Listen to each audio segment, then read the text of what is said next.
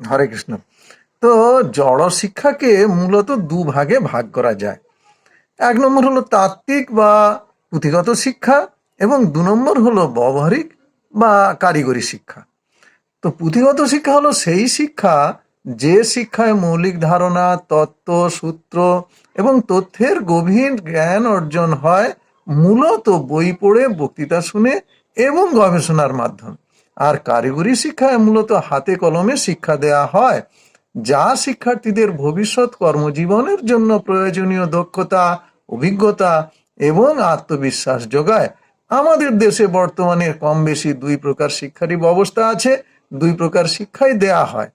শিক্ষা লাভ করার পর শিক্ষিত যুবক যুবতীরা সেই শিক্ষাকে ভিত্তি করে কোনো সরকারি বা বেসরকারি সংস্থায় শ্রম দিয়ে প্রাপ্ত পারিশ্রমিকের দ্বারায় তারা পরবর্তী জীবনে প্রতিষ্ঠিত হতে চায়। আবার কেউ কেউ নিজ শিক্ষাকে হাতিয়ার করে স্বনির্ভরভাবে কোনো কিছু করে প্রতিষ্ঠিত হতে চায়। তবে স্বনির্ভর হওয়ার প্রবণতা বাস্তবে খুবই কম। চাকরি করার প্রবণতাই বেশি, আর চাকরি না হলে বেকার থাকতে হয়। এরাই শিক্ষিত বেকার নামে পরিচিত। আর প্রতি বৎসর এই শিক্ষিত বেকারের সংখ্যা বেড়েই চলেছে। শিক্ষিত হওয়ার অর্থ কি কেবল শিক্ষিত বেকারের সংখ্যা বাড়ানো? তা কিন্তু নয়।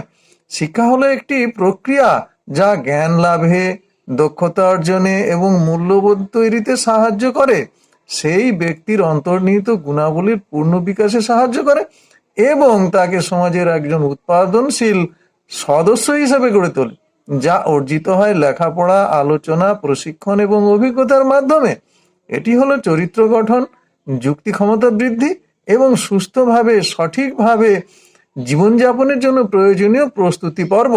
শাস্ত্রে যাকে ব্রহ্মচার্য আশ্রম হিসেবে উল্লেখ করা হয়েছে, যা আদর্শ গার্হস্থ্য জীবনে প্রবেশের প্রয়োজনীয় শিক্ষা প্রদান করে।